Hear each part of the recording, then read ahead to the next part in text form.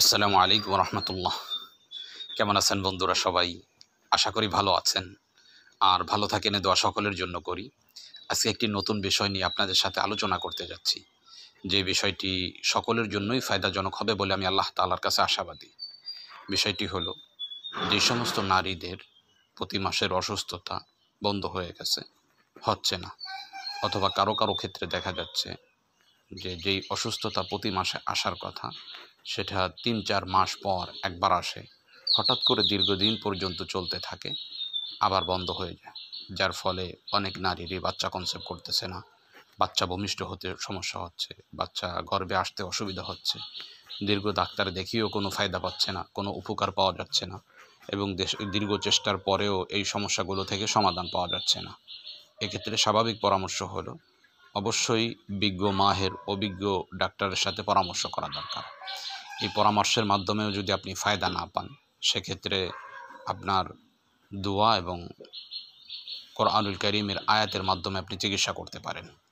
তো স্বাভাবিক অবস্থায় মানুষের যেমন ডাক্তারি ঔষধের মাধ্যমে চিকিৎসা হয়, তদ্রূপভাবে দোয়া এবং রুকিয়া এর মাধ্যমেও মানুষের চিকিৎসা হয়ে থাকে। তো সেইরূপ একটা চিকিৎসা নিয়েই আজকে আমরা আলোচনা করতে যাচ্ছি। এই আলোচনাটা ভালোভাবে শুনলে, যেভাবে বলা হচ্ছে সেভাবে আপনি পালন করলে আশা করা যায় আপনার যেই সমস্যাগুলো হচ্ছে এই সমস্যাগুলো দূর হয়ে যাবে ইনশাআল্লাহ। তাহলে আমরা দীর্ঘ আলোচনাকে লম্বা না করে চলুন তাহলে আলোচনা করি যে কিভাবে আপনি আমলটা করবেন। যে সমস্ত নারীদের এই সমস্যাগুলো দেখা দিয়েছে তাদের 3টা কাজ করতে হবে। 1 নম্বর কাজ হচ্ছে সদকা বেশি বেশি করতে হবে। কারণ নবী করিম সাল্লাল্লাহু আলাইহি ওয়াসাল্লাম বলেন, তাসাদ্দাকু ও তাদাওয়াও মারজাকুম বিসসাদাকাহ। নবীজি বলেন যে তোমরা সদকা করো এবং তোমরা তোমাদের রোগীদের চিকিৎসা সদকার মাধ্যমে করো।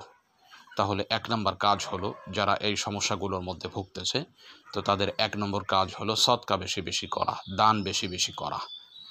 2 নম্বর কাজ হলো প্রতিদিন সকালে 7 পিস আজওয়া খেজুর খাওয়া। কারণ নবী করিম সাল্লাল্লাহু আলাইহি ওয়াসাল্লাম বলেছেন যে আজওয়া খেজুরের মধ্যে, যেটা মদিনার আজওয়া খেজুরের কথা বলা হয়েছে, মদিনার আজওয়া খেজুরের মধ্যে শেফা রয়েছে।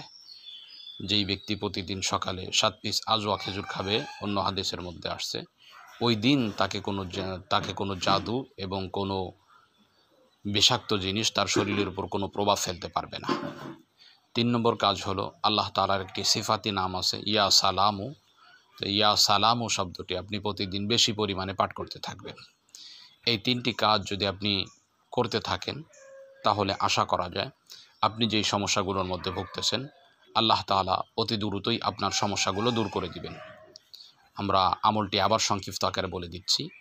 আমলটি হলো, যারা এই সমস্যাগুলোর মধ্যে ভুগতেছে, যে সমস্ত নারীরা, তাদের জন্য করণীয় হলো সদকা বেশি বেশি পরিমাণে করবে। 2 নম্বর কাজ হলো প্রতিদিন সকালে 7 পিস আজওয়া খেজুর খাবে। 3 নম্বর কাজ হলো ইয়া সালাম ও শব্দটি প্রতিদিন বেশি বেশি পরিমাণে পাঠ করবে। কতবার পাঠ করবে এটা কোনো নির্দিষ্ট সীমা নেই, আপনি যে পরিমাণে পারেন বেশি পরিমাণে পাঠ করার জন্য চেষ্টা করবেন।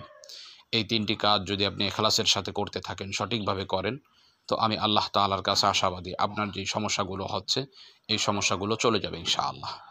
তো আজকে এ পর্যন্তই, দেখা হবে অন্য কোনো দিন অন্য কোনো বিষয় নিয়ে। আসসালামু আলাইকুম ওয়া রাহমাতুল্লাহ।